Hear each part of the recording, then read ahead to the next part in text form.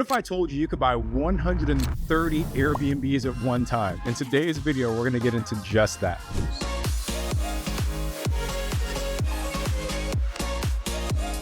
We are the Real Estate Robinsons. What's up, guys? My name's Tony. I'm usually here with my wife, Sarah, and we are the Real Estate Robinsons, and we quit our day jobs by investing in short-term rentals, and we're here to show you how you can do the same. Now, today, we're bringing on a guest to the channel. His name is Blake Daly, and Blake's built a portfolio both of single-family Airbnbs, but he transitioned into commercial boutique hotels, and we're going to go into his journey, why he made that transition, and more importantly, what are the steps you need to take if you want to follow in Blake's footsteps. And guys, I'm telling you, when you hear the numbers on these properties, you're going to want to make this transition yourself as well. Now, if you've been following the channel, you know Sarah and I purchased a boutique hotel as well. It's a 13-unit outside of Zion National Park in Utah. But Blake's most recent acquisition was 10 times that size at 130 rooms. So you guys stick around to hear how Blake made it happen and how you can do it as well. Blake, welcome to the channel, man. Thank you, man. Good to be here. Super excited to have you on, brother. You know, Sarah and I recently made our transition into the world of commercial real estate investing as well. And obviously you've got quite a few boutique hotels in your portfolio. So I think before we dive in, today's episode is going to be all about the commercial side of things, but maybe just give the viewers an idea of what your portfolio looks like today. Yeah, so what it's looked like to this point is 6 boutique hotels. We started on the smaller side, so all 20 units or less in South Lake Tahoe and then the Panhandle of Florida. So Fort Walton Beach, Panama City Beach, down there when I was stationed in the Air Force, just recently separated, but started it during that time. And then last year sold 4 of those together, 2 in Panama City Beach, 2 in Tahoe, rolled those into this bigger one in Tennessee right now in the Smokies, which is 130 units. So went bigger than in one deal than the past ones combined, which brings on new challenges, new operations, but it's been fun. So this is where we're at now. Yeah, 130 units. Yeah. So we just bought our first one's 13. So you're literally 10 times bigger than our property. And I can't even imagine what that looks like, man. But I want to get into that. Before we talk about the 130 room behemoth that you have, take us maybe back to the beginning, Blake. Because I know you started off in the single-family short-term rental side, so maybe walk us through that journey and what eventually led you towards the boutique hotels. Yeah, so started humbly, like most people do. Didn't have any money. We closed our first house with a VA loan, literally 0% down because we didn't have any money to put down. I think we furnished the house. My wife could check us on this, like with our credit card, and it was like, hey, we'll use the income to pay it off. So it was a little mother-in-law studio unit off of our main house. So we bought the 2 units with that VA loan, furnished it as an Airbnb because we knew it wasn't going to quite make enough as a long-term rental to pay for the mortgage, which was the main goal because we're young and didn't have any money. So doing that, we managed it ourselves. We did the cleaning ourselves. Nicole was getting her doctorate at the time, so she was home studying and stuff when turning in between guests. So like literally did everything ourselves. But I saw with that first unit that we were cash flowing to live there for free. So it's like, normally you're just trying to like offset your expenses, but we were making money and not paying our mortgage. Like the guests were paying our mortgage. And I was like, we need to go find some more houses like this. It doesn't get better than that, right? Yeah, I was like, we got to go find some more houses. Like imagine if we did this in the same area, the whole main house would just be extra profit. So that's what we started doing. We would drive for dollars. I'd come home from my Air Force job and I would hand write the letters. Nicole would put the return addresses on all of them, put on the stamp, and we'd try, like the goal is to put 50 in the mail every week.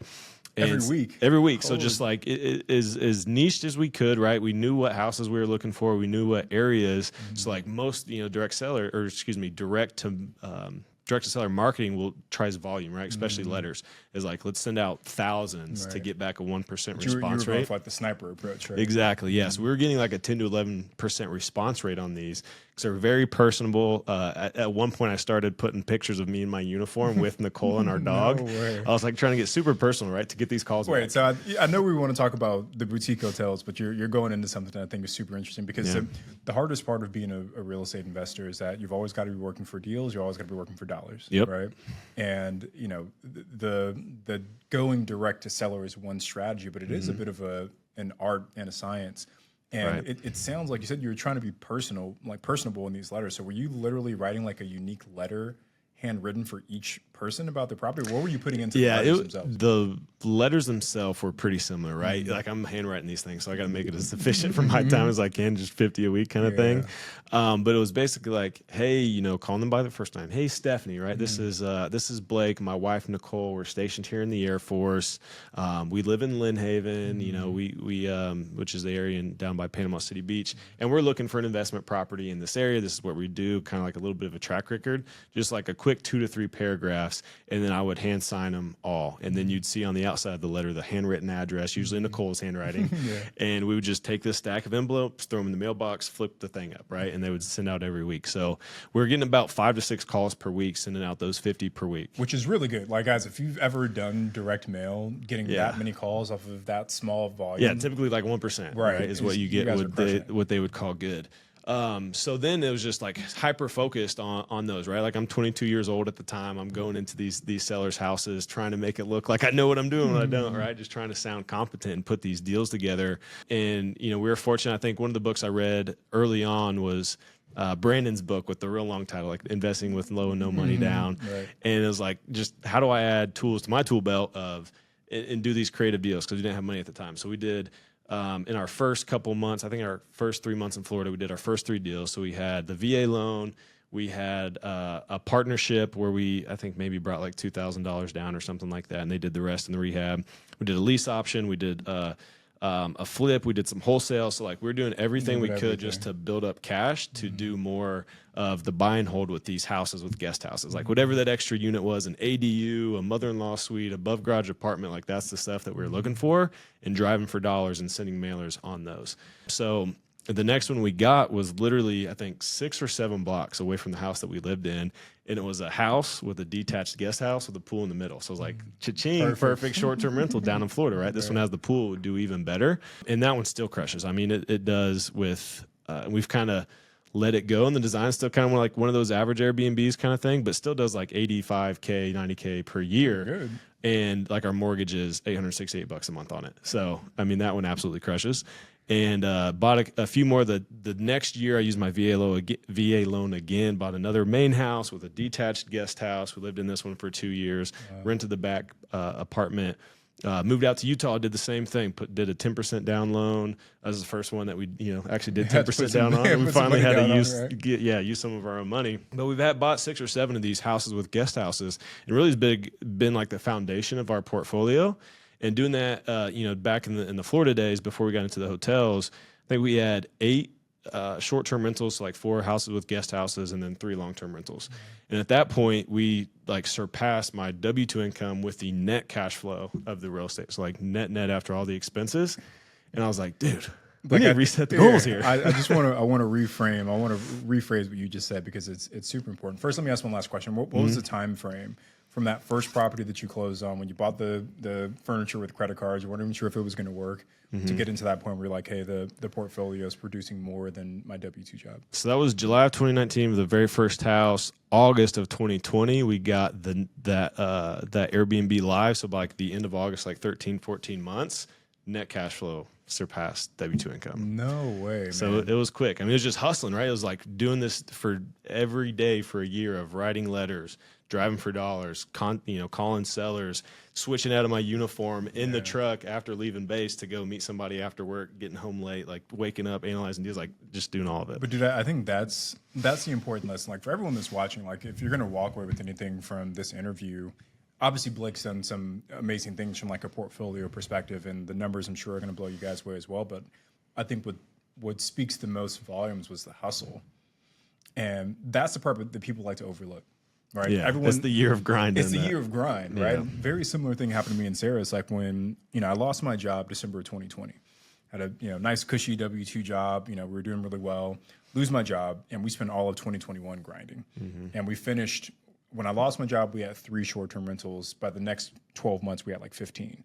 And same thing, it was just like grinding every single day to try and put more, numbers on the board, right? Yeah, that's it's that Rocky cutscene, right? Of like everybody wants the result without having to go through that. It's like you just gotta grind. I mean, you do the lifting now, right? You know how much work it takes to go into the gym to get the results you're looking for. Like I played football, so it's like that mentality of get out what you put in. So don't expect to win if you're not willing to put in the practice, if you're not willing to hit the gym, if you're not willing to watch the film. Like that's the grind phase before the season, right? The 2 days that you don't see, that really is what gets you the result, in my opinion. I was, not to go too far off on a tangent, but my son's 16, and we were just having this conversation with him the other day about like, you've got to decide what kind of hard life you want. So someone's like, either way, life is going to be hard. Either it's going to be, where this is going. It's going to be hard because you chose the quote unquote easy path, and now you're overweight, underpaid, unhappy, right? Or it's hard because you did the things that other people weren't willing to do. But either way, it's going to be hard. Yeah, that's such a good lesson. Yeah, I mean, there's no success that you want to get, in my opinion, that I've really seen. I mean, you could hit the lottery and take that with a grain of salt. Good for you, right? But if you actually want to accomplish something, build your business, have your side hustle turn into that flourishing business that gets you out of your job, there's a lot of long nights. And like you and I know, longer than like the typical workday, because you got to do it after work. You got to do it before work. You got to do it on your weekends. You have to say no to a lot of stuff. You have to miss out on a lot of, going out with your friends or going out to the lake or, staying out late drinking or whatever it is. Like you just don't have those opportunities because you have a bigger plan in mind. So like that was our whole thing is like when we got married, I told Nicole, I was like, my whole goal right now is that we grind through our 20s, right? Like I'll be uncomfortable, like I'll take the hits on the chin, I'll stay up late, I'll work hard. All I need from you really is to support me, because this is what we're going to do. Luckily she bought into that with me and has been on this journey with me for the whole time. But yeah, I mean, that's the stuff that you have to get through, in my opinion, to actually get what you want. I think just a lot of people let someone else set their expectations for them. Because like think about when you're a kid and you're growing up, it's your parents and it's your teachers, right? And then you get into you see that as successful, right? You know, and it's just like, but your parents and your teachers are the ones telling you what the expectation is, right? So my teachers, my parents growing up said, Tony, here are the things that you need to be doing, right? Then you go to college, same thing. Now it's your professors telling you, hey, these are the things you need to be doing. Then you graduate, you get into the workforce. Now it's your bosses telling you, hey, Tony, here are the things you need to be doing. But what I found that has led to a lot of our success is that I've always been able to set my own expectations independent of anyone else. And I've always tried to make sure that the expectations I place on me are greater than any expectation that someone else could put on me. And I feel like that's what's led to a lot of the success we've had. Yeah, I would think so. And you got to take that advice from like a grain of salt. I remember a discussion I had with my commander, because every year you have these like feedback sessions in the military setting where it's like, here's where you're at currently on your military trajectory. You might get a command in 5 years. You've got to go to school in 3 to 4 years to get your next rank, to get into your command, and you're going to become General Daily one day. And I was sitting in one of those feedback sessions like, that path isn't what I want to do. Or I seen, you see your boss, or I see, my boss, and it's like, that's not what I want out of life. So then you got to start to take that into consideration. Like, where's the advice coming from? Like, what people would give you the advice of, like, this is what's successful. It's like, I'm not really feeling like that would be successful for me. So that's where I think this is such a good point, is the expectations and the goals you have for yourself. Don't let somebody else dictate those, because really it's up to you and your happiness. And this is a discussion Nicole and I had, is like, I can't not pursue this dream, because I'm always going to feel unfulfilled if I just give it up or say, all right, this is good enough. Or, maybe I'll just settle and take what success looks like by getting that promotion or staying in the job. I just know there's things that we'd be missing out on. And at the end of it, it's like, dude, we're only here for a short amount of time. It's kind of like existential, but YOLO, dude. That is you know what I true. mean? YOLO. Like, let's true. live it up. Yeah, man. Do the best we can. So many. We could go on this topic forever, but I want to get into the transition from the boutique hotels, or from the short-term rentals into the boutique hotels. So you go on this journey, working like a madman. You're crushing it. You realize, hey, we've got a lot of cash flow coming in from this business.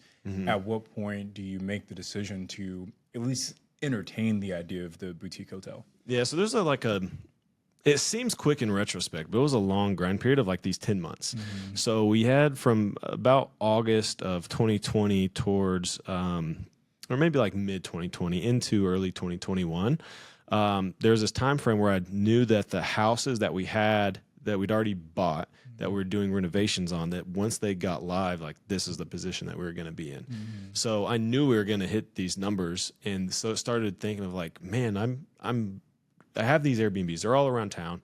I'm running around. I'm doing everything. Like, yes, our revenue is good. Yes, we've surpassed in cash flow. What I'm making from the Air Force is like an officer making good money as a W-2, and obviously the benefits and everything. But like, we're making good money, but I don't really have enough to hire this out, like to bring in, to like build a team to get myself out of the day-to-day. So I knew I needed to take a jump in the size of the properties that I was buying, and I wanted to get into commercial. So at the time, I kind of got swept up in that, like, multifamily is the best thing ever, right? Like, you know, you can buy 70 units plus, you can have on-site management, you can raise the money that's enough to spread around, the economies of scale, all that kind of stuff, which is all true. But what was happening at the time was during COVID, if you remember, like, you had all this economic stimulus. Stocks were not doing well. Inflation was running rampant. So all of the hedge funds, private equity, you know, big money people were investing in multifamily real estate as a physical asset to not be subject to the inflation and all that other stuff. They made great buys during that time. But so I syndicated my first apartment complex in about that 10-month span. And during that time, from like under contract, doing my first capital raise for a commercial deal, you know, which is a humbling experience in itself, trying to, you know, raise a bunch of money for the first time, closing it, operating it right, going through the underwriting process, getting the Freddie Mac or the Fannie Mac loan, all that kind of stuff was a really good insight into the commercial space. But like, there's so much money coming into multifamily, I didn't see that the juice was going to continue to be worth the squeeze into 2021. And a lot of those loans done in that time, we know the story 3 years later, 4 years later, that, you know, they over levered. They had these adjustable rate mortgages, and it was like, now those people are hurting. There's like this commercial real estate. I literally just got an email today from some commercial broker and somewhere in Arizona, and it was a bank-owned property that they were selling. Yeah. And you're seeing a lot more of that in multifamily space because there were people who projected their rates were going to stay at a certain number, and they were banking on that for the numbers to work. And then it comes up and it's a adjustable rate mortgage, and now you're at you can't refinance and get your money out. So I didn't know that was going to happen. I just knew that the margins I was no longer comfortable with, you know, putting my money into, and even more so like raising capital from investors and putting their money in these deals for, you know, what seemed like was a run up of this asset class that didn't really seem feasible to stay into it. So at that point, now we have kind of established that we have these short-term rentals. We did the self-management. We did all the operations, the guest managing, all that kind of stuff. We knew Airbnbs pretty well. And then through that process of closing that first apartment complex, we did our first capital raise. You know, we did I personally underwrote, you know, a bunch of multifamily deals, got comfortable with the numbers, how the commercial side worked, the deal structuring, all that kind of stuff. So then I was like looking for this pivot, like, do we go back to just buying more Airbnbs? I know they work, but then I have the same problem of like, I'm just taking small steps and I don't quite get there. Plus I have, you know, at that time, 3.5, 4 years left in the Air Force. So it's not an efficient use of my time. Like, I was going to run myself into the ground. So I needed bigger deals that I could have the revenue to hire the team, to get the economies of scale and all those things that make multifamily, in my opinion, depending how you look at it, superior to single family investing. All the same things. It's inefficient with the smaller deals. It's harder to manage. So then we started looking at hotels to either convert to multifamily that we could get really good deals on, or what we ended up finding was my first boutique hotel was a little 8-unit Fort Walton Beach, $350,000. It was basically the price of the houses I was buying. And I was like, dude, this is 8 units on one site, the laundry room, the storage is all here, all the guests here. I can have my cleaners come here, all the supplies get sent here. Like, we have 8 units already over here. Now it's 8 units on one site. It's going to be so much easier. And the revenue will be such that I can now hire, like, at least the admin side, get myself out of doing the guest messaging, you know, dealing with the Airbnb refund requests and all the resolutions and all that kind of stuff that were really taking up a lot of time at that point, especially like still working full time. So we closed that one, did a big burr on it, and I saw the numbers. And I was like, dude, I think we're on to something might here. Make sense, right? So let's pause there, Blake, because I think it might make sense to dive into the numbers in that first. And so I just want to repeat to make sure I heard that correctly. You picked it up for $350,000. $357,000. Okay, cool. Yeah. And you said you BRRR'd it. So Yep. just maybe quickly define BRRRR for any of our watchers who aren't familiar with that phrase, and then walk us through what those numbers actually look like at the end of that. Yeah, so BRRRR is just buy, rehab, rent, refinance, repeat. So it's typically what you're doing. Like, you hear it a lot in the single family, or even, Airbnb is doing the same thing, but you rent it as a short-term rental. So we bought it, renovated it, and then when we refinanced it, we pulled out the investor capital that I raised. They basically held 10% interest promissory notes on it, paid them back, and then got the money back out and did the next deal. So that was how that strategy worked. That was just a debt raise. A couple investors got their money out, and I guess it was longer than I wanted because all the COVID delays. But so you $357 was the initial purchase price. Yep. What did you put into it, and what did it appraise for at the end? My plan originally was that this was not my most successful deal. This is probably the most. That's your first one, right? Right. I mean, there's just a lot. I paid the ignorance tax. We'll say it on this one. I think my original plan was going to be somewhere between $400,000 and $450,000 on a full renovation for about 6,500 square feet. So not a crazy price. And I think it ended up being closer to $750,000 to $8,000. So I was almost double of what I originally projected, and it went about 10 months longer than I originally thought as well. So like holding costs increased, all that.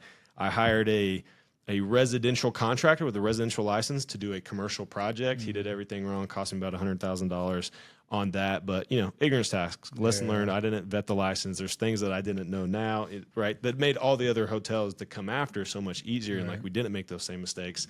But yeah, that's how that one worked out. Still hold it. Still cash flow. And the insurance in Florida has also went from $8,000 to $41,000. So now the cash flow is not as much. I wish I would have sold it, but but it is what it is, man. So that's the first one that kind of gives you the taste of the commercial side of things from a hospitality perspective. Right. I guess going into that first deal, were there some? We talked about like the rehab management side, so I know you learned some lessons there. But was your initial goal to manage it as a traditional Airbnb, where it was all self check-in and people are booking themselves, or did you want to try and manage it as a true hotel? And I guess how did the management actually turn out for you? Yeah, more of the Airbnb side. So more of kind of 8 individual Airbnbs all in the same building with hybrid aspects. So I think like all the boutique hotels that I've ran up to the 130 unit have been kind of these hybrids, and more so as a portfolio, they operated like hotels where we're very focused on our marketing, our revenue management, our team, our training, our culture, all that kind of stuff that you need, like the hospitality specific things as well.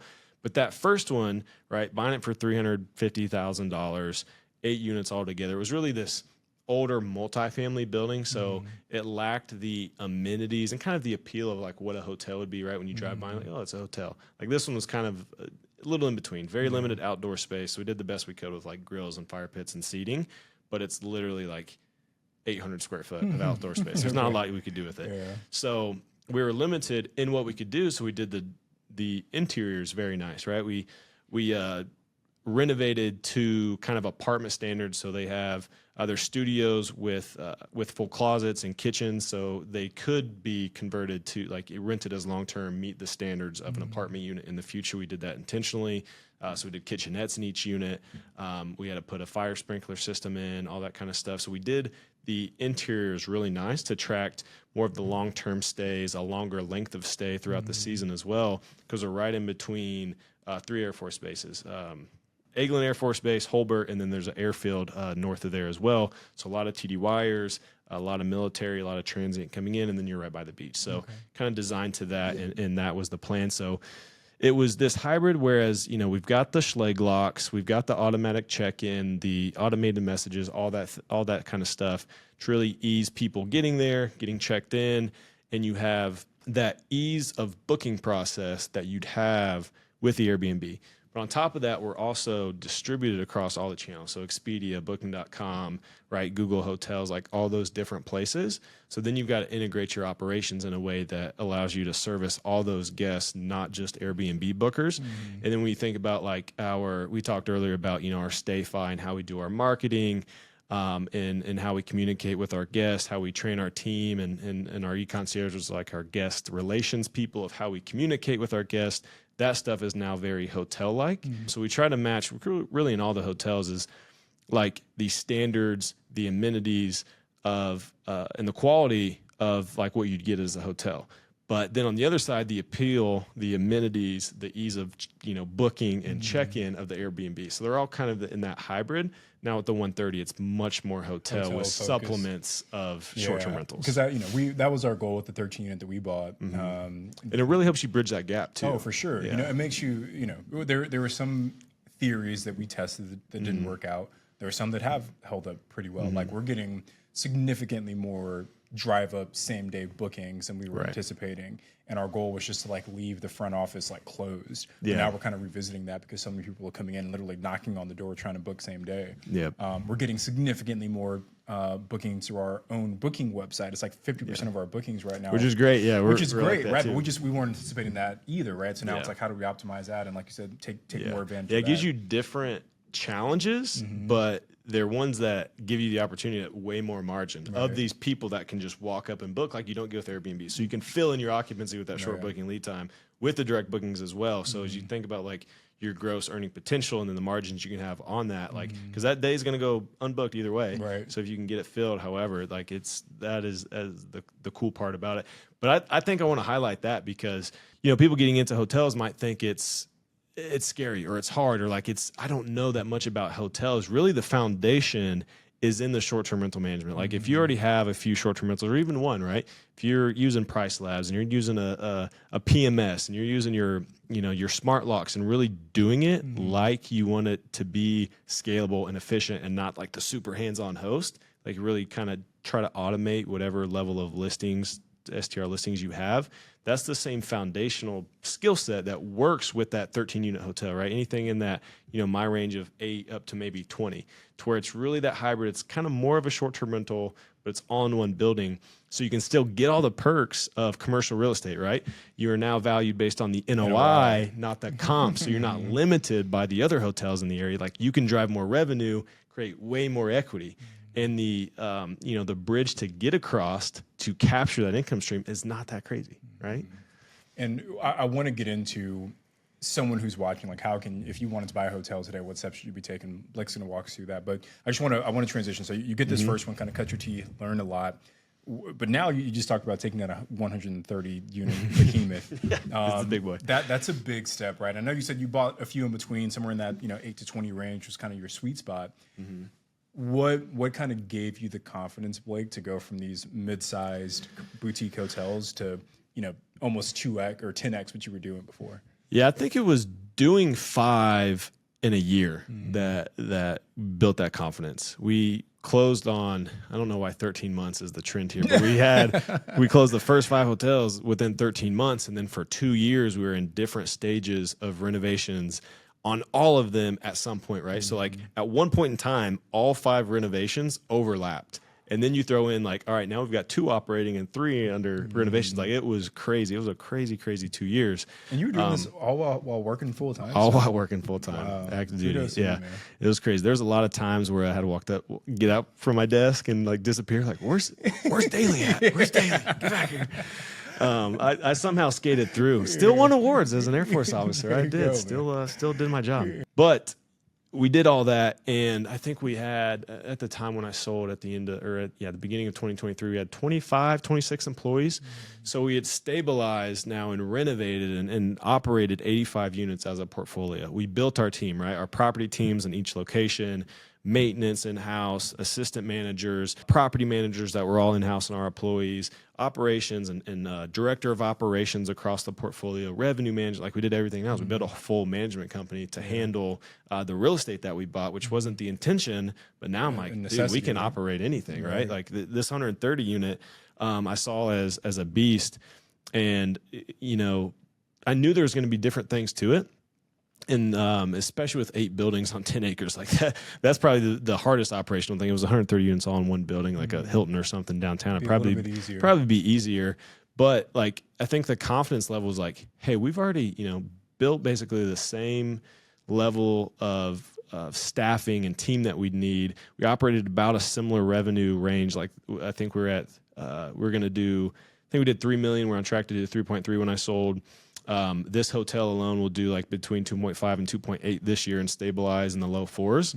So it's like it wasn't that big of a jump when you look at it from a portfolio perspective, even though one single project was bigger. Like I felt like I'd already done bigger renovations, more in depth, which on this one it's much more cosmetic. Like we have to do the roof, which is one big thing, but we're not replumbing the whole building. We're not, tearing everything down to the studs like past hotels. So it's a manageable scope of work. It's just a lot. Yeah, all in one spot. And right. I do think that's an important point to call out, because even for us, like at one point, we had, I don't know, we were renovating, and for my flippers out there, this is going to be nothing, but Sarah and I were renovating like 6 different short-term rentals at one time. They're all in different locations, right? And then you got to do furnishing and all this stuff, different design, completely different design for each one, right? When this one, we just ordered 13 of the same couches and 13 of the same this, and right. So it makes your streamlines what completely. You're going to do. Yeah. But one thing I want to ask about, Blake, because you mentioned this, was the staffing.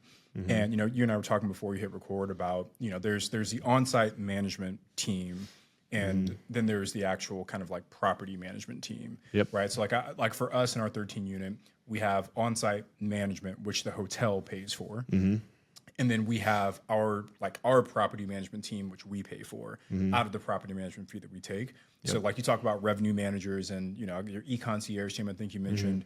How are you splitting the team between what the property itself pays for out of its operating expenses, and then what you as the property manager pay for out of your? Okay, so I like this. This is gonna be fun. Yeah. So we treat this as 2 completely different companies. We have the PropCo and the OpCo. So PropCo is just the property entity, the real estate side, your value based on the NOI, right? Just typical real estate. And the OpCo, or operating company, is the management company now, which is a completely separate entity. So you have a management agreement between your PropCo and your OpCo, right? And then your OpCo, so it's completely separate business, is valued based on its EBITDA, like as a multiple of the EBITDA. So I see it as we're building the real estate portfolio while we're building the management company. And what that looks like is, just like you said, our property staff is billed to the property, right? So our managers, our front desk, our maintenance, whatever that works on that property, shows up as a line item in the PropCo.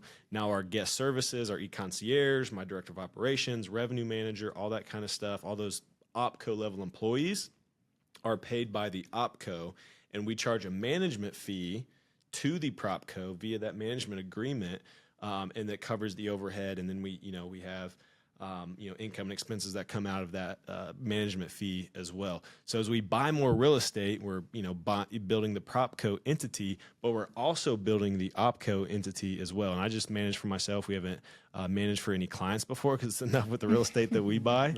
Right. So I see that as like multiple exit strategies for me, right? I could build up this OpCo to be whatever, $5 million in EBITDA per year, ideally, sell it for a 4 to 5 multiple and have a whatever $20+ million exit one day, hopefully, a couple years soon, and then be able to hold all my real estate, because it's a separate entity, and still be passive, right? And still have the tax benefits, the cash flow, and everything that the real estate generates. So that's how I view those 2 different companies that are, kind of exclusive, but they grow together. But with OpCo, I could still manage for other clients.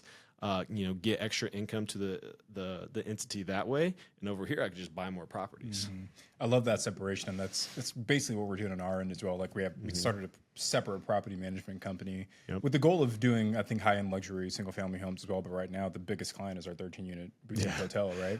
So it is you're our own biggest clients. Yeah, right. Yeah. We're the toughest ones to deal with too. Right. So let's obviously you've scaled pretty quickly, Blake, and you've learned a lot, and you've shared a lot of those lessons already. But I think there's a unique opportunity right now, especially for people who've already purchased 1 or 2 single family short-term rentals, because in that kind of like you said, like 8 to 20 boutique hotel size, I think there are a lot of opportunities there, predominantly filled with small mom and pop operators who are operating in a very old school fashion. Like one of my students in our program, he bought a boutique hotel, and they didn't even have a website.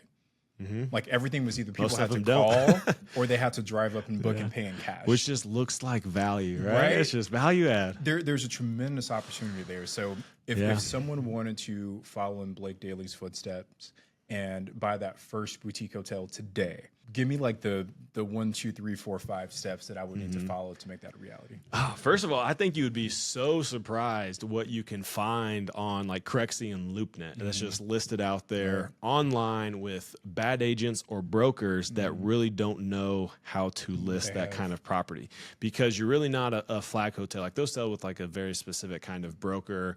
You know, they have very strict cap rates. You know, all their P&Ls and the OMs, the offering memorandums look the same on those for the most part, right? But on this independent, this small independent, stylish, or what could be stylish hotel, like that's the boutique hotel definition. You have very flexible, deal sourcing, right? A lot of times they mislist the properties. I found one of mine on LoopNet that just had a picture of the property appraiser like website. Like it wasn't even a listing photo of the property. So I'm like, that is the example of the broker just put it up there to die. Like that's where deals go to die. That deal went there to die. Yeah. But I already operated in that market and knew what to look for. So I think a lot of times you're not looking for a good deal. You're looking how you can make a deal out of what's there, right? So it's converting managers' units to rentable units. It's adding units. It's doing development and maybe add some glamping or some tiny homes or something on the extra piece of land on that property. It's like the deal we just bought, the 130 unit in the Smokies. It's got an event venue and a wedding venue that was not doing events. So that's another 700,000 plus per year revenue stream that wasn't being utilized. That's a big value add at a 10 cap. That's another 7 million of value essentially. So I think you'd be surprised of what you'd find on a Crexy or a LoopNet, bizbuysell.com, like these online marketplaces for businesses. That's one of them. The other is just driving your area. And I have some people in my mastermind that'll just like call hotels, because a lot of them are mom and pop operated. Like it'll be the wife of the couple, right? Taking reservations, cleaning the rooms. The husband's the handyman guy and, does whatever else, cash management, whatever. So if you just call, a lot of times you can talk to the owner, right? And you can do what I did and send mailers to these sellers as well, and make them very personable, because in a lot of markets, even Panama City Beach, which is a big hospitality market, there's like 120 total hotels. So, I mean, you can send 121 letters. Yeah, you can make 120 calls, right? You can touch the whole market. Same thing in Tahoe. There's like 100 or 105. So it's like, you don't have a lot of these target properties per market. So you can be very, very niched and high touched with the potential sellers, making the relationships. And then the third way you can find these deals is most commercial real estate trades with brokers, whether they're a good broker or not. I've worked with some great brokers. I've worked with some not very good brokers at all. But if they're the ones controlling the deal flow, right, their whole job is to make relationships with potential sellers so that once they're ready to sell, they go with them. So if you can get that broker, let them know what you're looking for. Like, hey, I'm looking for these smaller hotels, motels, whatever, tiny home communities, cabin communities, like whatever in that commercial short-term rental space. Let them be the deal sources for you. And I think one of the fourth one is like, just tell people what you're looking for. I think you'd be very, very surprised of going on a Facebook group or, posting on your story or whatever, just talking about it, going to meetups and say like, yeah, I'm looking for hotels. Because there's not that many people doing it yet. It's growing very quickly, right? A lot more people are doing boutique hotels, doing the commercial side of Airbnb now, but it's still very unique, right? You're not doing multifamily or flipping like every other person and their brother in the real estate space. So you like automatically stick out. So I think those are 4 big ways of how you can first find deals. And now when you think about actually taking that deal down, financing is a big piece of it, right? Yeah. So commercial financing can be tougher. It can be longer. I mean, I was telling you about my 8 to 10 month process with the USDA. And it can be tough, right? Right. Yeah. But also 3 out of my 6 have been seller finance on a blended interest rate of like 5%. And I think that's one of the coolest things right now about the commercial kind of boutique hotel space, is that there's so many opportunities for that. And it kind of goes back to what we were just talking about before around how a lot of these are small mom and pop operators who don't have books. Yeah. Or don't have clean books. And this is like their business and their source of income. Right. So if you can structure and show them the benefits of seller financing, that they still get to keep income from the property and not have to do anything, like so many, like they just like, are you serious? I can make money, not have to like go clean the rooms every day for the next 20 years.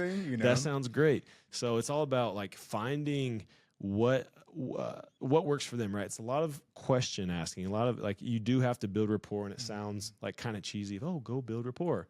but like you have to make the seller like you and trust you and find out why they're selling or what they're going to be doing post sale. Like, do they need to go buy another property? Are they planning on like going to buy an RV and travel, or are they moving closer to family?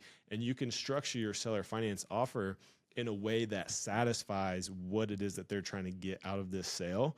And it's such a good way to like not be on opposing sides of it's a win-lose or a win-lose on this side. It's like structure it as like a true win-win. I can get the property, at the price that works for you if I get the terms that work for me. And I think if you structure it that way, you can put together some good deals. And I think there's way less resistance in this space than there is in the single family space. Like a lot of single family sellers, they need to be educated on what seller financing is. Yeah, they're a little bit more heads up because they're business owners. They're business owners, so they know. They're like, even in the listings, a lot of times like seller financing, okay, right? So you see a lot more of that. So the first step, Blake, was finding the deal, and you mentioned a few different ways to do that. The second step then are the options for financing. We talked about seller financing, the benefits of that. What are maybe some other types of debt that you use to take deals down? Yeah, I think whenever you get into bigger deals, and you said it earlier, like in real estate, you're always finding deals and finding money. So as you get into these bigger deals, it's going to require more capital one way or the other. It could be, you can structure, a lot of times we have low down seller finance payments, but even on a $1-2 million property, you're going to need a couple $100,000, right? Rehab, working capital, renovations, all this kind of stuff, right? So you might need, $400,000 or $500,000, $600,000. And, I think it all goes back to if you find a good deal, you'll find the money. But keep in mind that it's a lot easier if you're doing single family of like, I need to find 100K. Like you can find one person, right, in your phone right now probably. And if you call through all your contacts, you'll find 100K for a really good deal. But when you need 5 or 6 or 7 of those people, it gets a little bit harder. And it just requires you to put in that work. So keep that in mind. I think it can be a little bit harder or have more lead time to get that deal. But the trade-off is, or like the benefit is, it's way easier on the back end, right? You spend more time doing one deal than a bunch of time like piecing together all these single family deals. On the back end, you make more, you work less. It sounds like it's too good to be true, but that's commercial real estate. Right. You know what I mean? That's why you get into that side of it. And then your other financing options are like commercial bridge debt, commercial hard money. So today you're paying 12 to 14% on a 1 to 2 year note. I've used several of those. I've even done like bridge to refinance to get capital and get back to investors and help meet our pro forma. So there's ways you can do that. SBA is another one which is great for these types of deals. The SBA, the 7A and the 504, you can go Google those and look up the differences between those two SBA products. And then even USDA. So those are SBA and USDA are two different government agencies that will back the loan. So like a lender will actually give you the loan, the agency backs it, and they will allow projection-based lending. So a lot of times you're buying these older value-add hospitality deals. That's like all 3 strikes for a local lender or a credit union. They won't lend on it because the debt service or like the cash flow won't meet the debt service when you buy these things because you're doing a large value add. But those two loan products, SBA and USDA, will loan based on your projections and get you into that deal where another local bank won't. But then, once you're looking at completing your business plan, it's kind of the same thing. It's like the BRRRR, right? Buy, rehab, rent, refinance, repeat. You stabilize it, refinance with a bank note, get, normal commercial interest rate somewhere between 7 and 8%, which is, what'd you get a house for, right? Today too. And then, get your capital back and go do the next deal. So putting the debt together, both raising money from other folks, getting the bank kind of finance debt as well. So we go through those steps. Yep. What's the next step after that? When you close in this property, or maybe even during your That's due when it diligence, gets fun. Yeah. Due diligence is definitely more involved. Now you're looking at your commercial side of due diligence, which is your appraisal, your environmental, sometimes your PCA, your property condition assessment, where it's going to look at all the different ages of all the big things in your building. So like your roof, your plumbing, your electrical. So you got more third-party reports that you have to go through, depending if you're doing one of those government-backed loans or even a bank loan where the construction is going to be included in the loan. Then you've got to go through your due diligence on that, which a lot of it, to be fair, is just it's just a lot of red tape, right? It's just, hey, we need this. Okay, here it is, right? It's a lot of time looking at spreadsheets. It's not that hard. It's just more involved and more expensive, right? And more expensive, yeah. Like what's your, say you want to go out and buy another 100-unit hotel today, what is your typical due diligence cost on something like that? Yeah, I mean, before we closed that, I think I was personally in about 180,000, 190,000. So it took that much cash just to get it closed. Yeah. So that's another consideration. It takes more capital. And those are sunk costs because, like, if for whatever reason you don't close, your attorney's not going to say, "Hey, I know, I just, you paid me like $30,000 for these legal docs. So I'm just going to, I'm going to give it back to you." Like, those are sunk costs. Yeah, so. Which I'll say on that, like on that 180 to 190, 100K was the EMD, and then you got attorney fees after that. You've got these third-party reports. So that's probably 50 to 60. Yeah. So that's on a big deal, though. I mean, probably on yours, something in that 10 to 20 unit range, you're probably looking at maybe 20 to 30. Mm-hmm. That's like spent no matter what, which is. If you go from a residential deal, you might have to put $3,000 to $5,000 down for your EMD and $750 for an inspection. Way less, right? The very first time that we tried to buy a hotel, it was last summer, or gosh, I guess 2 summers ago now. But we had a $50K EMD, which we put out of our own pocket, and we had about another $30,000 to $40,000 in other due diligence costs. Like the legal fees were, I want to say like $30,000 literally by themselves. And then, especially if you're going to do or do you have to do rezoning? Are you developing? What does it look like? Yeah. We had to do all the appraisals, like the inspections on properties of that size are crazy, and we ended up having to walk away from that deal. And like I said, all of those fixed costs we get back, down, right? Yeah. Luckily, we were able to get back our EMD because we gave all of our due diligence to the next buyer.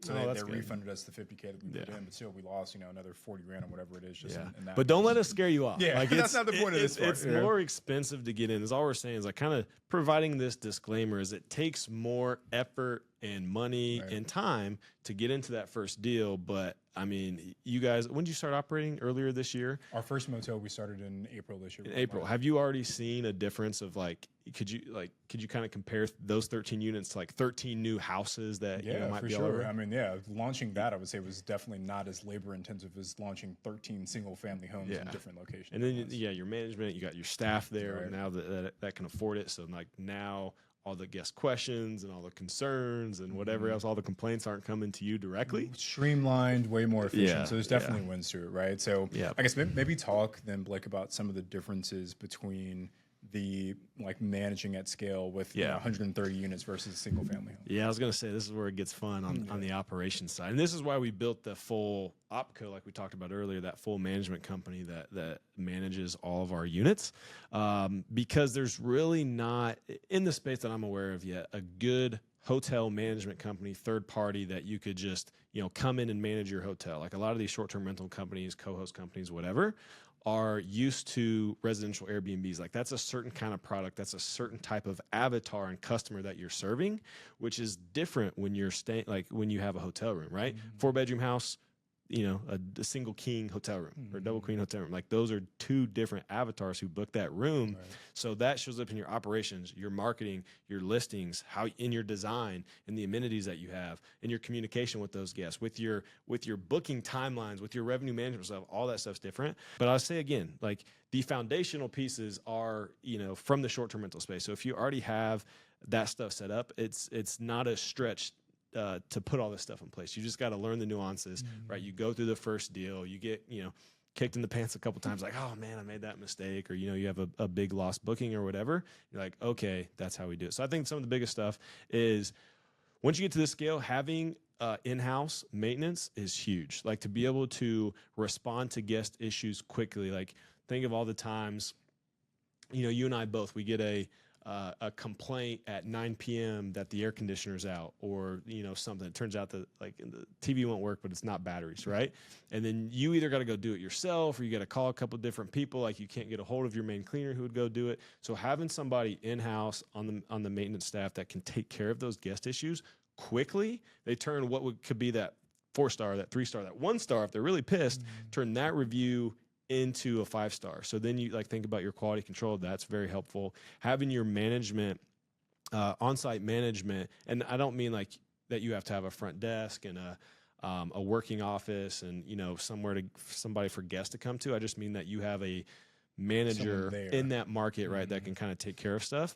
Now they become that filter of all that stuff that would come to you. So like you get to manage them, and we run on EOS. We have our weekly L10 meetings. So that's when I hear about this stuff. They've already fixed it. They've already dealt with it. And now we're working on, when I talk with that manager, how we mitigate that same thing from happening in the future. So it's a much more problem and solution type than reactive and like trying to figure stuff out. And they're better at that stuff anyway than I am. Like you and I, we're working on a million different things, you know, running the business, all this kind of stuff. Like they're the right person for that job. So the difference becomes now you have these people on site and now you have to become a manager and a leader, right? You don't just have contracted cleaners and contracted maintenance that you know, hit up whenever something happens. These are the people that work in your company now. And you have to, you know, align their work and their goals with, you know, the company mission and all this kind of stuff, right? Especially as you scale, you have multiple hotels, you have 130 units. Like we have 25, 27 employees now. So like that becomes a big piece. HR we really need HR. There's some stuff going on that would be really helpful. Me and my director of operations are still splitting that role. Yeah. But it becomes more people heavy. And I think that's a good thing. I mean, I really like, I would rather deal with, and help and manage our people than deal with guest issues all day long. And as you think about like tangible stuff at the hotel, laundry, like your laundry room is the heart of the whole hotel. Like if you get backed up on linens or short on linens and can't turn rooms, then you have guests that have to wait, or if they check into a bad room, like there's no quicker way to like start at a 3-star. Like that's the best you get with this stay. And that becomes such a thing because you have a lot more guests. You get a lot more reviews, so your you know, commitment to satisfying that guest and their stay it really becomes like a fun challenge. It's like, how do we get this review score up? Because that's just going to lead to all this, you know, all these virtuous cycle of more good bookings, more good reviews, more money as the business owner, you know, being above that. So it gets more involved with your operations. Again, this is to preface, not to scare anybody off. Like these are like fun problems. I think this is like very much the business side of where you, from the residential up to the jump into commercial, you're not just the solopreneur with a side hustle. Now you've got a business where you have, you know, people in it. You get the unique opportunity and the privilege to like lead them and have this stuff going and really deliver these cool experiences to guests. Like I just really like that aspect of it. There's so much opportunity here, Blake, and I feel like we're just like, you know, this is the tip of the iceberg here. Now I know you've got an event coming up, so let the folks on the channel know about the event and how they can maybe learn more about the world of boutique hotel investing. Yeah, I appreciate it. So Boutique Hotel Con is coming at my boutique hotel, so it's gonna be super cool. It's September 13th to the 15th, and we're gonna talk about all this stuff, right? How to make that jump from residential short-term rental investing up to the commercial side, where, you know, you get more profit, you get more, you know, less work because you can now build your team. So we're going to talk about how to find deals, go really deep into that, how to fund them, how to structure your deals, how to raise money for them.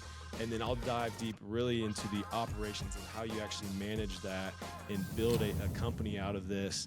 Then we got topics on like how to build your business around your lifestyle rather than the other way around. Because that's why we all got into this, right? It's like the financial freedom, you know, the to be able to work for yourself, have this cool business that you like. And with the boutique hotels, which I like, what you guys got experiences, you're gonna be so creative with it, make these really cool spaces, you know, and really invest in the amenities that draw people into it. So we're gonna be getting into all that stuff. Like I said, it's gonna be hosted at my boutique hotel. So not only do you get, you know, some of the best speakers, you know, Tony and Sarah are going to be speaking, Rich Summers, Sarah Weaver, Josh McCallan, Bree with Summer-Led Designs are going to have great speakers there, but it's going to be at a boutique hotel. So you're going to get to see everything happening in person, and being able to stay at the hotel and then have lodging, food, and drinks for the whole weekend included is pretty cool too. Yeah, well, Blake, I'm super excited to be and honored that we're even speaking at that event. There's some heavy hitters there taking that stage, man. But appreciate you coming onto the channel, and I hope everyone that's watching maybe sees a new opportunity that you weren't considering before. And yeah, Blake, looking forward to hanging out with you in Tennessee. Appreciate it, man. September's coming up, so see you guys there. All right, guys, I hope you enjoyed that conversation with Blake. Again, we're literally just the tip of the iceberg. So if you guys want to come hang out with me, Blake, and Sarah, make sure to come to his event. We'll put the link to that event in the description of this video so you guys can check it out. And again, guys, if you want help buying and finding and building your own short-term rental business, head over to alphahostacademy.com. Sarah and I would love to work with you side by side as you look to find that first short-term rental. So that is it for today, guys. I hope you enjoyed the video.